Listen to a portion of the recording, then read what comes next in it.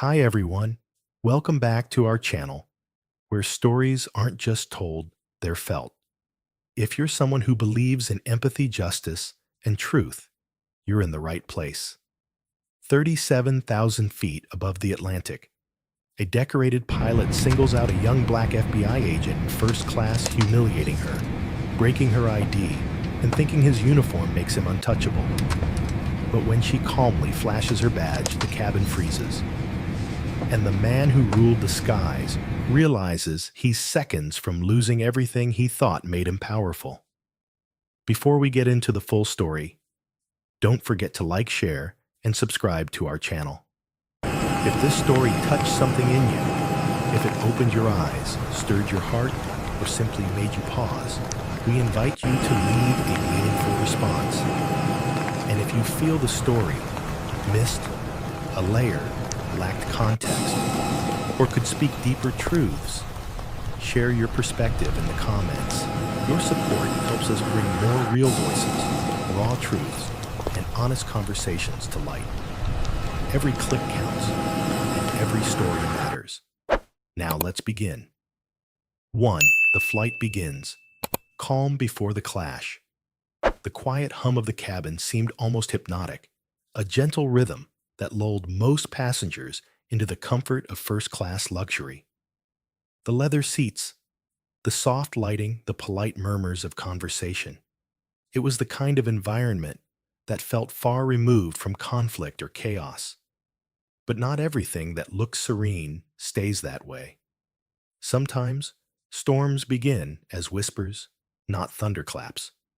On this flight, soaring from New York's JFK Airport toward London beneath the glow of cabin lights and the sheen of calm civility, the first ripple of a brewing tempest was about to spread. And for one young woman seated near the front, the clash would ignite not because of her actions, but because of who she was. Dr. Naomi Carter rested in seat 2B, her gaze soft as she glanced at the window, watching the endless sprawl of the city shrink beneath the aircraft. To any casual onlooker, she was just another first-class passenger, impeccably dressed in tailored black trousers, a pale silk blouse, and a blazer that whispered quiet confidence. Her designer handbag rested neatly at her feet, and a slim worn copy of Meditations by Marcus Aurelius peeked from its opening, nestled beside her ID and the service weapon she was licensed to carry. Few could guess that behind her calm expression was one of the FBI's youngest and most unshakable special agents, a forensic psychologist who had spent the past year dismantling a complex terror network that stretched across continents. Her mind, though weary from weeks of surveillance and a dawn raid, never truly rested. Naomi wasn't flying first class for luxury. She was en route to London to brief MI5 on an operation whose details were as sensitive as they were dangerous. The plush seat and quiet space were not a privilege, but a safeguard, ensuring both her safety and the swift, discreet transfer of intelligence. But none of that mattered to the strangers sharing the cabin. To them, she was just a young black woman in a seat that some would still wrongly assume wasn't hers to claim. The cabin around her thrummed with a curated tranquility. A businessman flipped through a presentation on his laptop. A woman in pearls sipped champagne, her smile painted but distant. The air smelled faintly of citrus and polished wood. Naomi's fingers idly traced the worn spine of her book as she closed her eyes, visualizing the next 48 hours, the debrief, the handoff of intelligence, and the intricate dance of alliances that would ripple across two nations. For a fleeting moment, she felt at peace, cocooned by the hum of the engines and the soft rustle of the crew preparing for takeoff. But there was another presence aboard Aura Airlines Flight 715, a man whose perception of power didn't come from a badge or a mission, but from the illusion of absolute authority that came with his position. Captain Gregory Thorne, a decorated pilot with silver at his temples and a chest full of medals, exuded the kind of confidence that many mistook for competence. His immaculate uniform and rigid posture projected control, but behind his crisp smiles and measured greetings, there was a different truth, a pride so fragile it could only sustain itself by pressing down on others. When his eyes first passed over Naomi as he moved through the aisle, there was a flicker, a brief tightening around his mouth, a narrowing of the gaze. It was subtle, but it was there. A silent, unspoken judgment. Young, black, female, alone. And in his mind, those details carried weight, though none of it should have mattered. It wasn't the first time Naomi had seen that look. It was a look she'd encountered in boardrooms, in interrogation rooms, and sometimes in the field one that seemed to question her very right to occupy the space she stood in.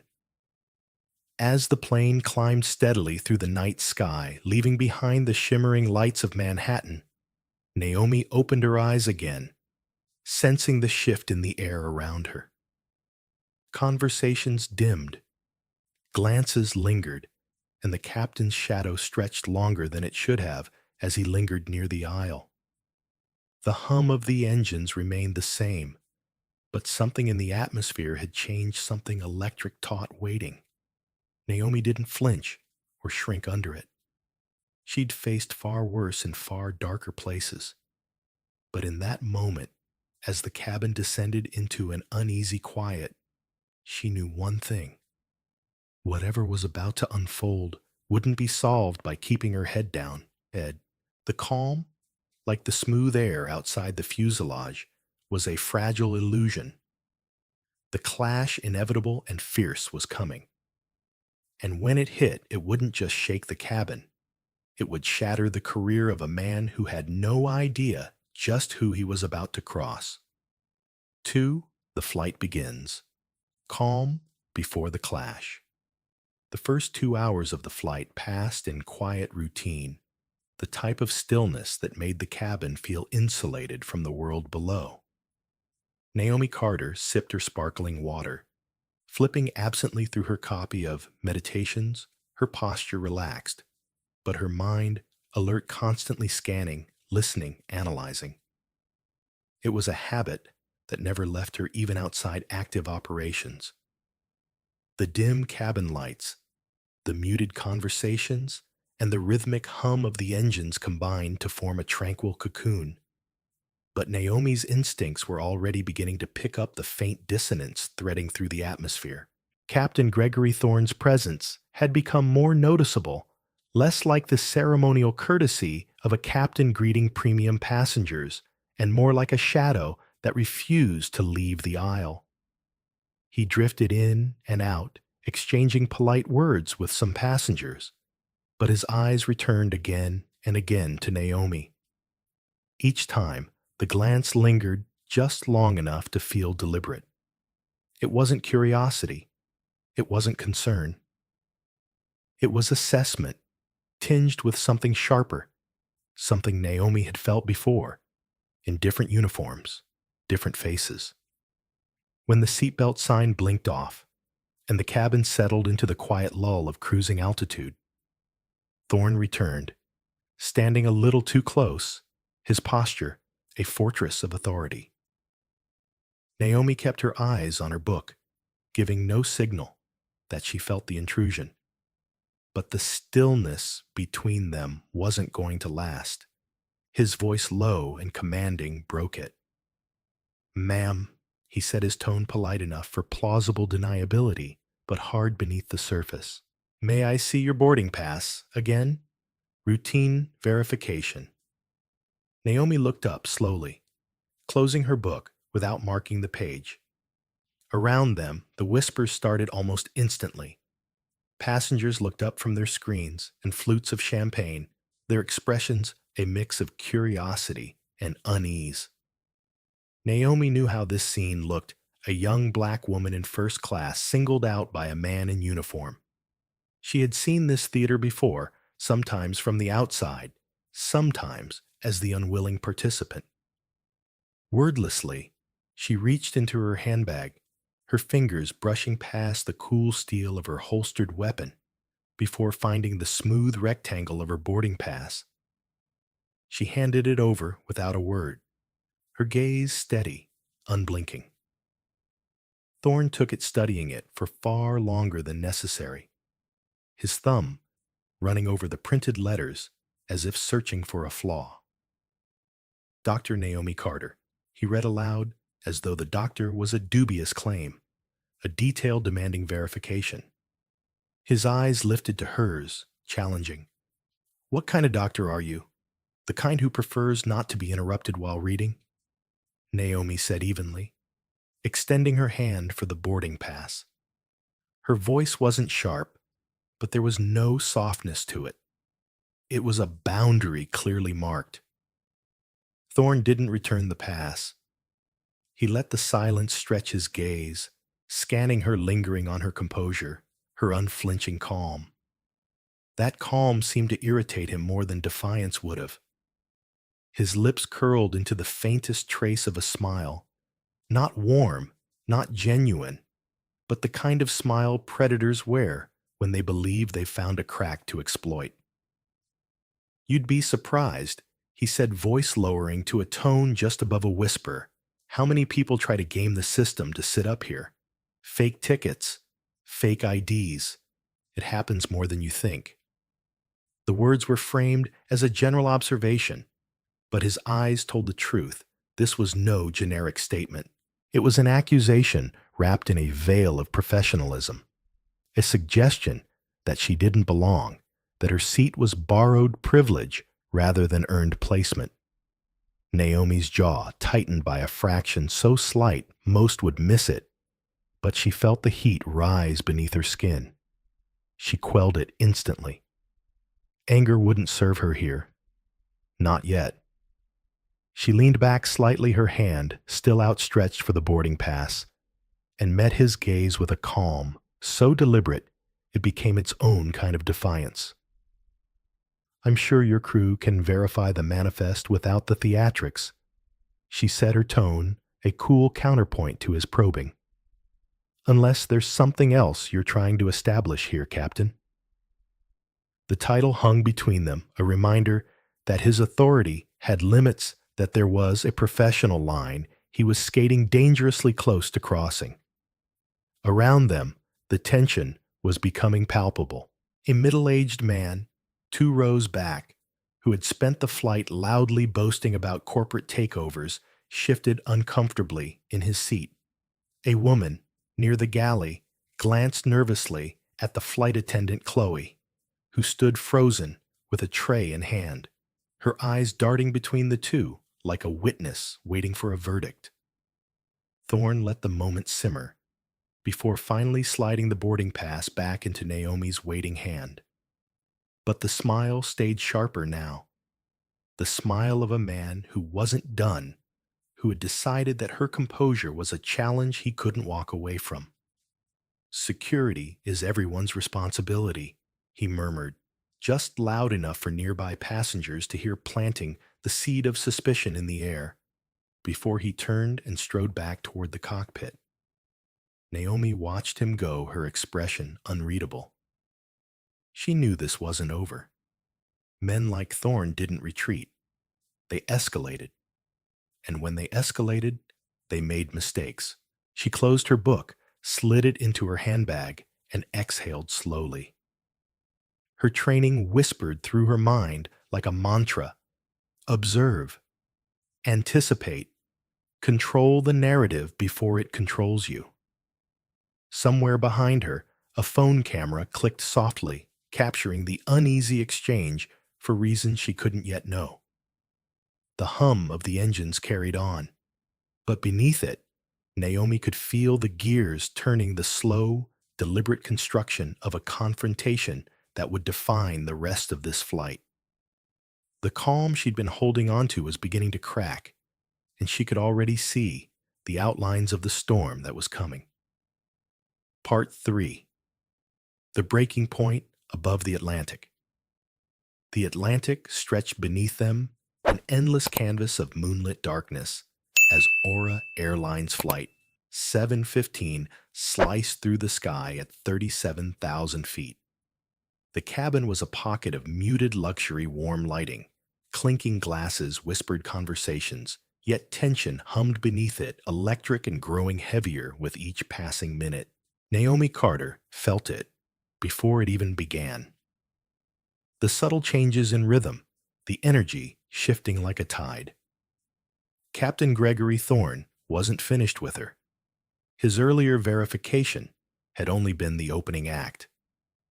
She had seen this pattern before in boardrooms, in interrogations, on streets where men with badges flexed their authority just because they could. They rarely struck once and left it at that. No, they circled tested boundaries and escalated until the air around them snapped. Naomi knew the confrontation was inevitable. Her only question was when and how far he was willing to push it before everything unraveled. The answer came when the cabin lights dimmed for the overnight stretch, leaving only the soft glow of individual reading lamps scattered like stars.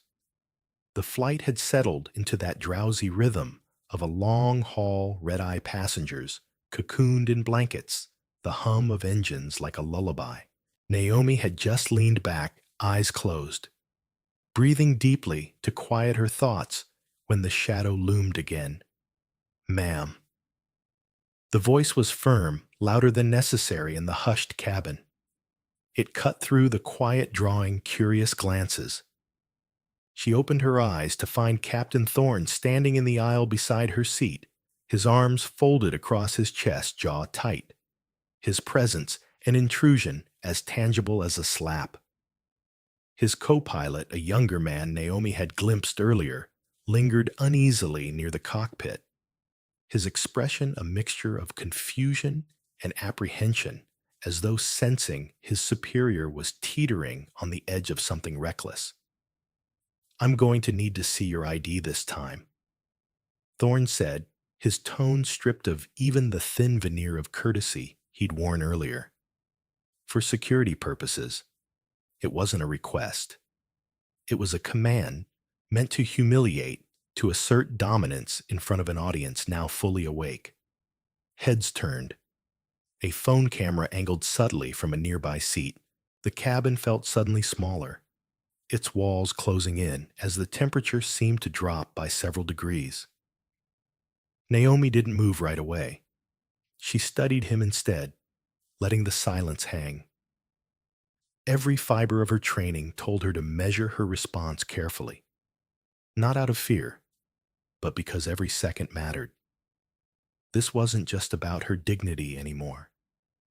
This was about control of the narrative, about ensuring that whatever happened next wouldn't be twisted beyond recognition. Slowly, she reached into her handbag, fingers brushing past the leather case that carried the weight of her true identity, the object she knew would end this theater in an instant. But revealing it now, prematurely, would be a concession, a reaction rather than an assertion. She instead retrieved her state-issued ID, holding it between her fingers with a stillness so deliberate it became defiance. Thorne snatched it, his fingers brushing hers longer than necessary. The gesture laced with an unspoken challenge. He held it up to the cabin's soft lighting, turning it over, bending it slightly, his brows knit in exaggerated scrutiny. "This doesn't look right," he muttered, his voice loud enough to ensure every nearby passenger heard. "The lamination, flimsy. These things can be faked, you know." His tone was casual, almost conversational, but it carried the calculated malice of a blade concealed in velvet. Naomi tilted her head, her expression unreadable. She had endured interrogations from war criminals with steadier voices than his. Yet this wasn't the kind of confrontation her FBI manuals covered.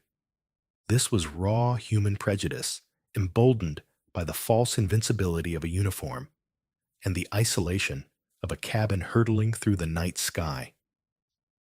"Return it," she said, her voice low, but carrying the kind of voice that drew attention without needing to rise.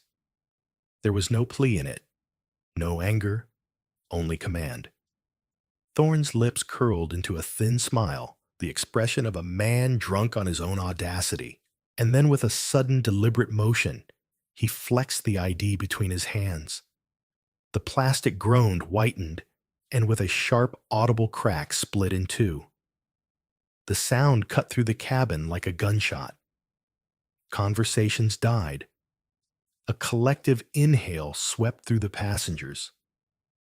Thorne let the two halves of the ID flutter down onto Naomi's lap as if discarding scraps of trash. "Problem solved," he said coolly. "Airport authorities in London can sort out who you really are." He pivoted his hand, already reaching for the cockpit door, the victor of his manufactured skirmish. Naomi didn't rise immediately. She sat perfectly still, her eyes on the fractured ID pieces resting against the fabric of her slacks. The rage that surged in her chest was white-hot primal clawing to be unleashed. But rage was wildfire, destructive and unfocused. And Naomi Carter was no stranger to turning wildfire into something sharper, deadlier. A laser. When she stood, it was with a calm so precise it sent a ripple of unease through the watching crowd. Every motion was measured. She picked up the pieces of her ID, slid them into her handbag, and reached deeper fingers curling around the familiar leather case she had resisted before. This time, there would be no hesitation. Captain Thorne. Her voice, cool and cutting, sliced through the cabin, halting him mid-step. He turned, annoyance flashing across his face, ready to deliver another rebuke.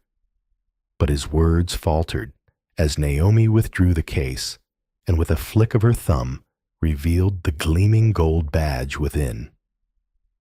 The seal of the United States Department of Justice glinted beneath the cabin lights, unmistakable in its authority. Special Agent Dr. Naomi Carter. She announced, her tone calm but resonant enough to reach every ear.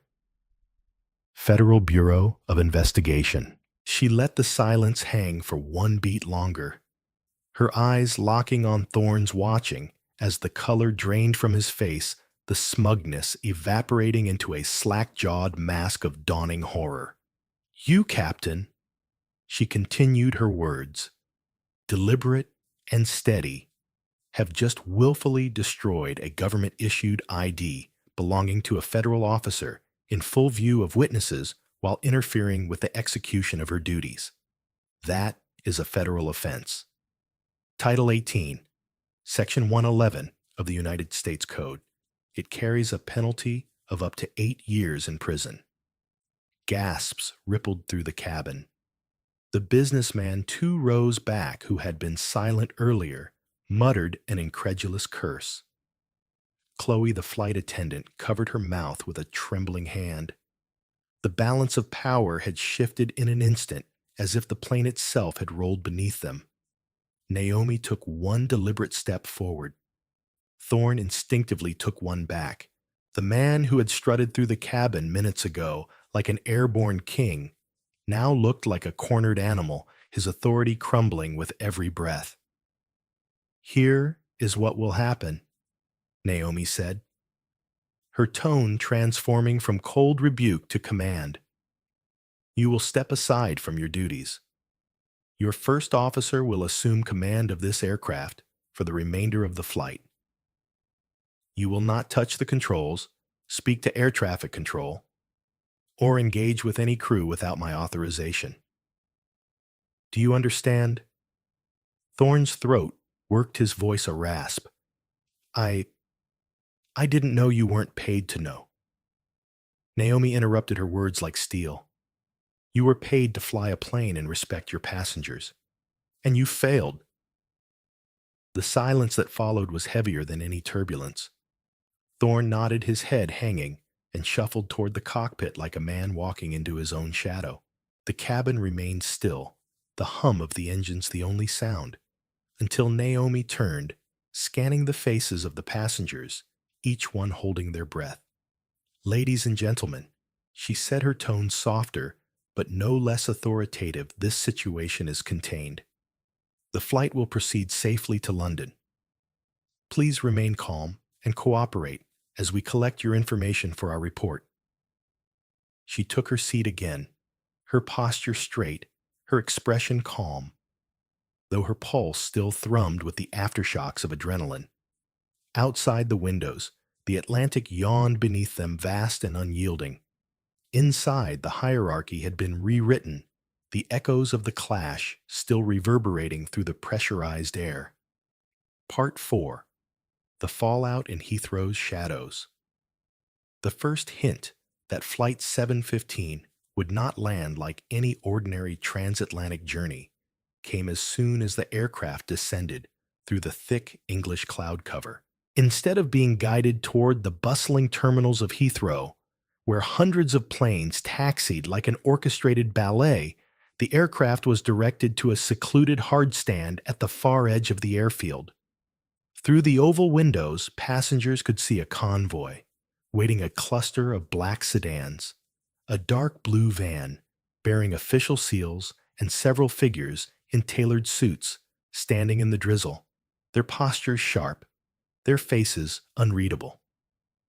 It was a reception fit not for celebrities or diplomats, but for a reckoning. Naomi Carter stood as the landing gear kissed the runway, the gentle bump beneath her feet, a quiet reminder of the surreal duality of this moment. On the surface, it was just another long-haul flight arriving in London. But inside this plane, a very different kind of arrival was unfolding. The passengers, wide-eyed from the tension of the night, whispered in hushed tones, stealing glances toward the cockpit, where Captain Gregory Thorne sat like a ghost in the jump seat, stripped of his authority, his uniform suddenly a costume for a role he no longer played. When the engines powered down and the mobile staircase was wheeled into place, Naomi stepped into the aisle, her blazer immaculate, her expression composed but sharp. She turned to the passengers. "Please remain seated and follow all instructions. This will be resolved quickly and safely," she said, her tone firm, yet calming the voice of someone who had navigated chaos too many times to count. Chloe, the flight attendant, stood nearby, her relief palpable now that control had returned to hands capable of wielding it. The main cabin door opened, and a tall man in a charcoal suit boarded with quiet authority. Mark Ellison, the FBI's legal attaché assigned to London, scanned the cabin with quick precision before locking eyes with Naomi. He gave a slight nod, a silent acknowledgement that the storm was now his to help contain. "Agent Carter," he said in a low, steady tone, "everything on the ground is ready. MI5 has secured the perimeter." Naomi returned the nod, her voice even. "Captain Thorne is in the cockpit. He has been relieved of duty. He will cooperate." Ellison signaled two agents waiting outside, one British, from MI5 another American. They boarded in silence and slipped into the cockpit. The hush that followed was thick, every passenger straining to catch a sound, a word, anything that would explain the weight pressing down on the cabin. Moments later, they emerged with Captain Thorne between them. He wasn't handcuffed yet, but their hands on his arms left no doubt that he was no longer free to choose his next steps. Thorne's eyes darted wildly across the cabin, searching for something, sympathy perhaps, or a familiar anchor in a sea of judgmental stares. But what he found was a wall of silence. Some passengers averted their gaze, others held it, their expressions cold or fearful. The confidence he had weaponized only hours before was gone, replaced by a hollow, slack-jawed dread. His captain's hat was missing, his tie slightly askew, and in the sterile glow of the cabin lights, he looked smaller, diminished like a man unmoored from the identity that had once defined him. As they escorted him down the mobile staircase into the gray London morning, Naomi followed her steps measured. The drizzle beaded on her blazer, but she didn't flinch. Below, the convoy of vehicles waited in silent formation. The MI5 agent opened the rear door of one sedan, and Thorne was guided inside without a word. The door closed with a heavy finality, the sound cutting through the low hum of jet engines in the distance. By the time the passengers were allowed to disembark, Naomi and Ellison were already in the van, reviewing the formal documentation. There would be interviews, reports, and court appearances, but for now, the most pressing matter was containment.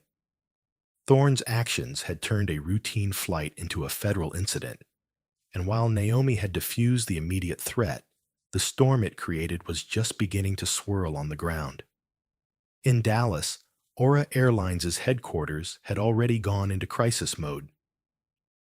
Ellison had forwarded his preliminary report en route, and by the time Thorne's sedan rolled toward a secure holding facility, his employee accounts were being locked, his credentials revoked, and a termination letter drafted with ruthless precision. The airline, fearing lawsuits and regulatory fallout, had no interest in saving a man who had, through arrogance and prejudice, lit a fire under their reputation. Within 24 hours, the Federal Aviation Administration launched its investigation, a process more ceremonial than uncertain. Testimonies from Naomi First Officer David Morrison, Chloe, and several high-profile passengers painted a picture that left no room for ambiguity. Thorne's air transport pilot license, the pinnacle certification he had spent decades earning, was revoked under emergency authority. Without it, his career was not merely paused. It was over. But the most consequential blow would come not from the airline or the FAA, but from the very statute Naomi had cited in that tense cabin. The United States Department of Justice prepared to charge Thorne with interfering with a federal officer, a violation of Title 18, Section 111. It was not just a professional death sentence. It was a legal one, the kind that left scars deeper than unemployment ever could.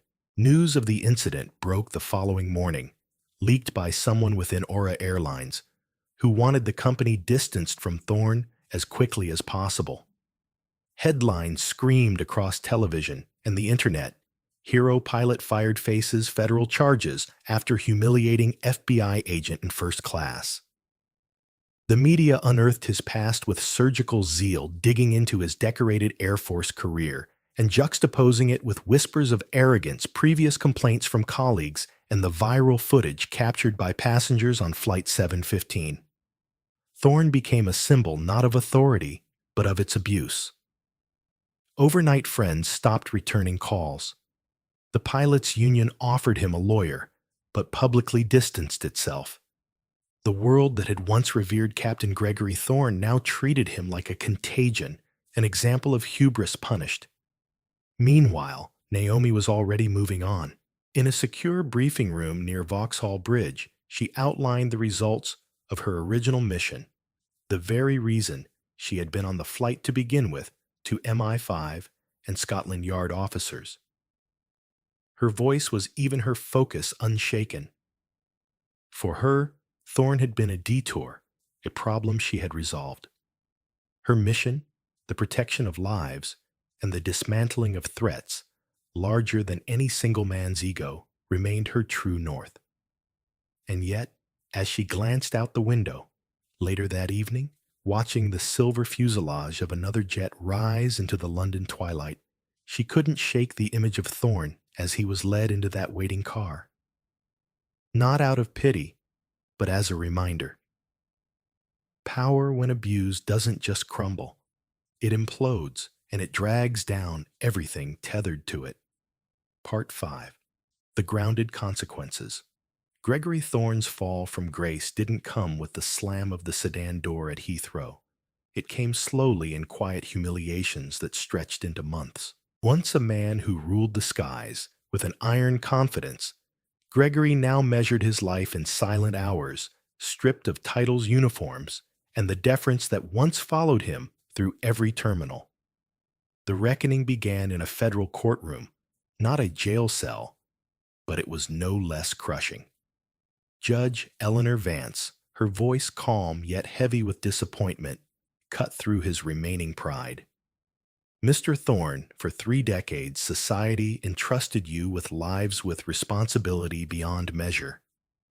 And you turned that trust into a weapon of humiliation and prejudice.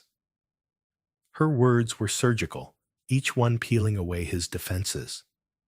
There was no prison sentence, but his punishment was personal 2 years of probation crippling fines and 500 hours of community service at a logistics warehouse on the outskirts of JFK, the same airport where he once walked as a man of authority.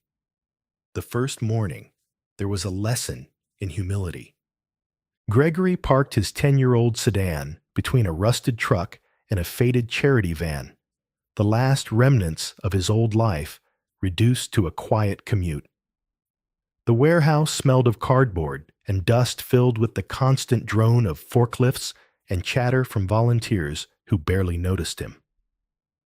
To them, he wasn't Captain Thorne. He was just Rick, a middle-aged man in work gloves, slicing open bags of donated clothes and stacking boxes under fluorescent lights. Outside, jets soared into skies. He no longer belonged to each takeoff, a bitter echo of the life he had thrown away. The unraveling didn't stop at work. At home, the silence felt heavier than any cockpit at cruising altitude.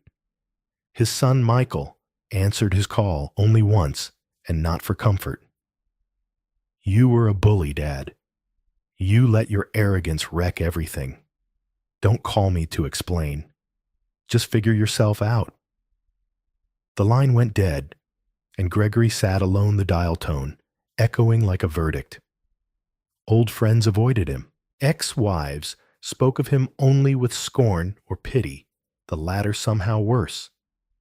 Even the few who agreed to meet for coffee or a beer treated him like a cautionary tale, a man whose presence carried a weight no one wanted to shoulder. 6 months in the breaking point came on a Tuesday night. A commercial for Airlines flickered on his television. Smiling crews, diverse pilots, a family stepping off a plane into a sunlit city. It was everything he had once represented, now unreachable. The sob that escaped him was raw and unguarded, a sound he hadn't made since childhood. He sank to the floor of his small apartment, the uneaten soup cooling on the counter, and finally faced the truth. It had never been about security or a suspicious ID. It had been about Naomi Carter, her youth, her race, her calm self-assurance in a space he had consciously or not believed wasn't hers to occupy. Her mere presence had challenged a hierarchy he had never questioned, and his fury was his unexamined prejudice laid bare. "I was a racist," he admitted aloud. The confession burned, but it was the first honest thing he had said in months. 18 months later, the rage had cooled into a dull, persistent ache. Gregory worked his shifts without protest, stacking medical supplies, when a glint of sunlight caught his eye. Outside, a sleek Airlines A350 rolled toward the runway, its engines rising in a familiar crescendo. High above, behind the tinted glass of a VIP lounge, Naomi Carter reviewed an encrypted file before boarding her own flight. Her gaze swept the tarmac briefly, her eyes pausing for only a fraction of a second on Gregory's distant figure before returning to her work. To her, he was no longer a threat or even a memory, just a closed case, a chapter finished. The jet roared down the runway, climbing into the clouds. Gregory stood beneath it, hands full of gauze and tape watching as it disappeared into the sky that had once been his kingdom. Now the only thing tethering him was the gravity of his own choices, choices that had grounded him for good. Final in action. Gregory Thorne's story isn't just about a fall from grace. It's a portrait of how arrogance and unchecked prejudice can hollow a person's life from the inside out, leaving them stripped not only of power, but of the identity they once wrapped around themselves like armor. Once Gregory soared the skies as a decorated pilot, commanding awe and deference. But a single moment, one decision, to let his bias drive his actions against Naomi Carter, a woman whose quiet strength threatened his outdated worldview, set his entire world ablaze. What followed was not a crash marked by flames and debris, but a slower, more excruciating descent, the weight of a ruined career, the severed ties with family, and the endless echo of the jets above JFK that reminded him daily of everything he had lost. For Naomi Carter, this was never about revenge or triumph. Her strength didn't come from wielding her badge or watching Gregory's life unravel. It came from staying true to her purpose. She embodied a power that didn't shout, didn't need to belittle or control others. Her calm, disciplined resolve reminded everyone watching both on that flight and across the world, as the story spread, that true authority isn't about exerting dominance, but about upholding dignity and justice even when it's tested in the most public, humiliating ways. Naomi didn't need to humiliate Gregory to win. She let his actions speak for themselves, and the consequences followed naturally. Gregory's journey, through disgrace, sorting through charity donations, while the sound of departing aircraft mocked the life he once had, was a crucible. It forced him to face the truth he'd spent years avoiding his anger. That night had nothing to do with airline protocol or security. It was about Naomi, her race, her youth, her calm defiance of the unspoken rules he had long assumed about who belonged in spaces like first class. His need to put her in her place had cost him everything. By the time he could finally say the words aloud, "I was a racist," the realization came not as redemption, but as a painful first step toward rebuilding whatever pieces of his life remained. The lesson here isn't just for Gregory Thorne. It's for all of us. Prejudice, whether loud and obvious or quiet and insidious, is a poison that eats away at those who carry it. It warps judgment, drives us to choices that can destroy relationships, reputations, and entire futures. And it doesn't only harm the targets of that bias, it destroys the very people who let it live inside them. Gregory's life is proof that unchecked arrogance and hidden bigotry can reduce someone from a figure of authority to a man in gloves, stacking boxes under fluorescent lights, haunted by the sound of planes he'll never pilot again. Naomi's example, by contrast, shows us how resilience and quiet strength can carry a person through even the most humiliating public battles. Her composure, her commitment to justice, and her refusal to sink to Gregory's level remind us that dignity often wins more powerfully than rage ever could. Her calm wasn't weakness, it was her greatest weapon. So what can we take from this? Examine your own beliefs. Challenge the quiet inherited biases that may lurk beneath the surface. Choose respect over ego and humility over the fleeting satisfaction of asserting dominance. Power without integrity is a fragile thing, but strength rooted in justice can weather any storm. If this story struck a chord with you, if you believe these lessons matter in a world still grappling with arrogance, prejudice, and quiet battles for justice, make sure to like this video, share it with someone who needs to hear it, and subscribe to our channel. Your support fuels us to bring you more stories that challenge, inspire, and shine a light on the truths we all need to face. Stay with us because there are more stories ahead where arrogance falls, justice rises, and lives are forever changed.